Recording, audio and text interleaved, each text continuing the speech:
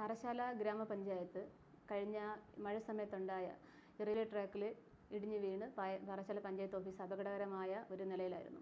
അപ്പോൾ അതിൻ്റെ ഭാഗമായി തന്നെ ഡെപ്യൂട്ടി കളക്ടറും അതോടൊപ്പം MLAയുടെയും ADMൻ്റെയൊക്കെ സാന്നിധ്യത്തിൽ അതോടൊപ്പം ജിയോളജി ഡിപ്പാർട്ട്മെൻറ്റിൻ്റെ ആൾക്കാർ, LSGD, അതോടൊപ്പം നമ്മുടെ എഞ്ചിനീയറിംഗ് വിഭാഗം, വാട്ടർ അതോറിറ്റി ജീവനക്കാർ, ഇങ്ങനെ തുടങ്ങിയുള്ള ഒരു രാഷ്ട്രീയ പ്രമുഖർ, അതോടൊപ്പം ജനപ്രതിനിധികൾ എല്ലാവരും കൂടെ ചേർന്ന് നമ്മൾ ഒരു സർവകക്ഷി യോഗം വിളിച്ചു.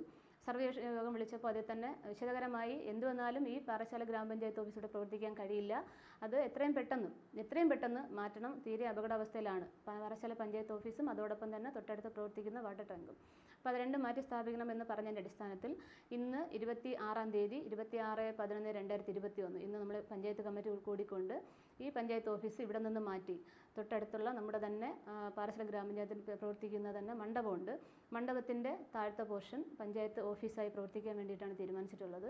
അടിയന്തരമായി അതിനകത്ത് ചെയ്യേണ്ട എല്ലാ കാര്യങ്ങളും, ഓഫീസ് പ്രവർത്തിക്കാനുള്ള എല്ലാ കാര്യങ്ങളും ചെയ്തുകൊണ്ട് എത്രയും പെട്ടെന്ന് ഓഫീസ് അങ്ങോട്ട് മാറ്റാൻ വേണ്ടിയിട്ടാണ് പഞ്ചായത്ത് കമ്മിറ്റി തീരുമാനമെടുത്തിട്ടുള്ളത്.